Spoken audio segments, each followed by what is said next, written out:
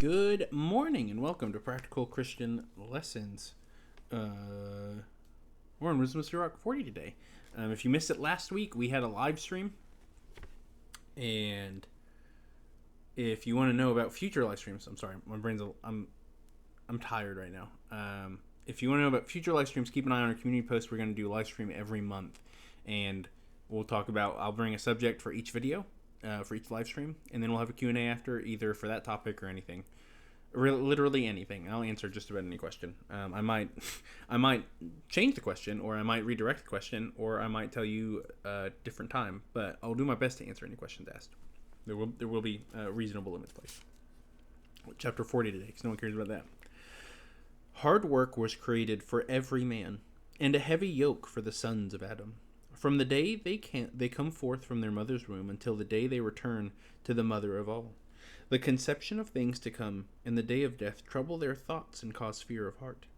From the one sitting on a glorious throne to the one humbled in earth and ashes. From the one wearing purple and a crown to the one clothed in burlap. There is anger, envy, trouble, and unrest, and fear of death and fury and strife. When it is time for rest on his bed, his night of sleep alters his knowledge. He gets little or no rest, and afterward is in his sleep.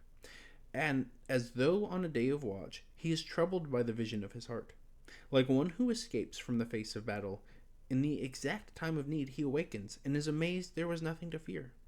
With all flesh, from man to animal, and upon sinners 7 times more, there will be death and bloodshed, strife and the sword, distresses and famine, and ruin and affliction.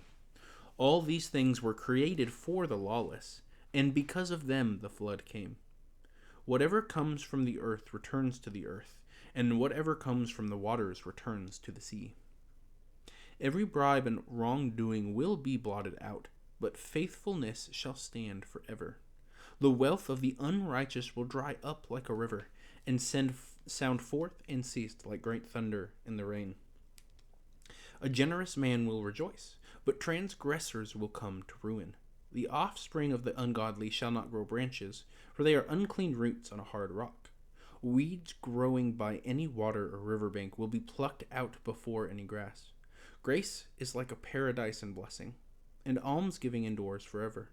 The life of the self-reliant and the worker will be sweet, but he who finds a treasure is better off than both. Having children and building a city establishes a name, but a blameless wife is accounted better than both. Wine and music gladden the heart, but love of wisdom is better than both. The flute and harp give sweet melody, but a pleasant tongue is better than both. The eye will desire grace and beauty, but the green shoots of grain are better than both. A friend and companion meet at an appointed time, but a wife meeting with her husband is better than both. Brothers and help are for a time of affliction, but almsgiving rescues better than both. Gold and silver will make the foot secure, but counsel is esteemed more valuable than both. Wealth and strength will lift up the heart, but the fear of the Lord is better than both. There is no loss in the fear of the Lord, and with it there is no need to seek for help. The fear of the Lord is like a paradise of blessings, and covers a man better than any glory. My child, do not live the life of a beggar, for it is better to die than to beg. When a man looks at another's table, he is living an irrational life, for he will pollute his soul with another's food.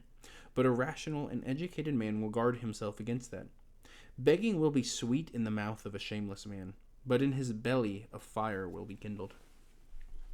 This is Wisdom of Sirach 40. And if that isn't a reference to the 10 Commandments, I'm not sure what is. I'll get to that. That's at the end of it. But there's definitely this big reflection in this. And this is a type of Hebrew literature. One of the ways in which it repeats, though, this is definitely a Hellenized writer. Or at least there is some Hellenization within this throughout the whole Wisdom of Sirach, not the specific chapter, just to make that clear. And the repetition here uses, it's sort of repeating a similar pattern. There are 2 things and then something better, 2 things and then something better. And I mean, that's a common English tool too, is repetition, though maybe not quite in the same fashion. But then the pinnacle, the end in this case of the repetition, is what is like the big highlight, and that is the fear of the Lord. And that is right? Proverbs 1 in verse 7, the beginning of knowledge, the fear of the Lord is the beginning of knowledge, if I'm remembering it correctly off the top of my head. Or it might be flip-flopped. Knowledge begins with the fear of the Lord. One of those two. But that's that same thing here. And the reason I think that kind of highlights is, yes, there's all these good things, but there is, of course, moving towards God and godly things is the way to get to the best things. And at the end of it, right, there's nothing wrong with food. There's nothing wrong with enjoying a meal at a neighbor's house. But when it becomes covetousness, covetous. When you start to covet your neighbor's things, right, you're breaking one of the 10 commandments. Thou shalt not covet thy neighbor's wife, thy neighbor's servant, thy neighbor's donkey, anything thy neighbor owns. And that includes their food. But I think that's something we definitely really struggle with in modern Western culture. Even if we're not necessarily coveting in individuals' things, we're always coveting, wanting more things. And I think this would certainly be a good text to reflect on if you are a naturally covetous person, where the whole point of desire, and desire rightly ordered, is a good thing. But it can be twisted and darkened and turned into something wicked. It would be a good way to try and sort of focus on where your desires should be leading you to, which is towards the Lord, towards right relationships, towards giving to others rather than acquiring for self, things like that. And it's a good thing to have in mind to reflect on in our modern times, I'd say. But of course, the heart of it all, the pinnacle of it, the thing that grounds it all, is the fear of the Lord. And right relationship with the Lord, right pursuit of relationship with the Lord, is what's going to be the foundation for any and everything we do. So that's what you really need to have down. And I think that's why it's here, the pinnacle of this repetition, is your foundation, no matter where it is you go next, whether it's reflecting on this and going to the Proverbs where it talks about covetousness, where they're reflecting on the 10 Commandments. Your foundation needs to be the Lord. It needs to be fear of the Lord. And that's not fear as in, oh no, I'm scared, I'm in shock, I'm in horror. It's in reverence and awe, in placing the Lord in his due place above us, and recognizing that he's the foundation we have to build on. That is what fear of the Lord means. And I think that is here what this entire little section is about. And I think that's absolutely something we need to do in our modern times. And of course, you kind of hear that a lot. There's always the question of how does one fear the Lord? And I'll be making a video on that soon-ish, TM. That might be next month's live stream. We'll see. But I would recommend, if you have access to something like Logos, just open up the Bible in there and type in fear of the Lord and go read what the scripture has to say on the fear of the Lord. And you get a lot of what people who fear the Lord do rather than how to, which is turn away from evil, turn aside from evil, to hate evil, to love the Lord, to obey the Lord, things like this.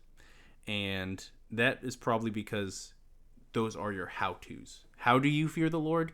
You do what those who fear the Lord do. You strive after those things. And that is something absolutely worth doing. And that would include reflecting on Scripture itself, reflecting on things like this that are good educational spiritual writings that can help us live a life in pursuit of God, and talking to others is always a good tip. But I think that before I ramble on any longer, I think we'll leave it there. And you guys have a wonderful day. Have a good week, or a good weekend, rest of your weekend. This should be coming in on Saturday. So if you're watching this on Saturday, enjoy the rest of your weekend. Have a happy Lord's Day. God bless.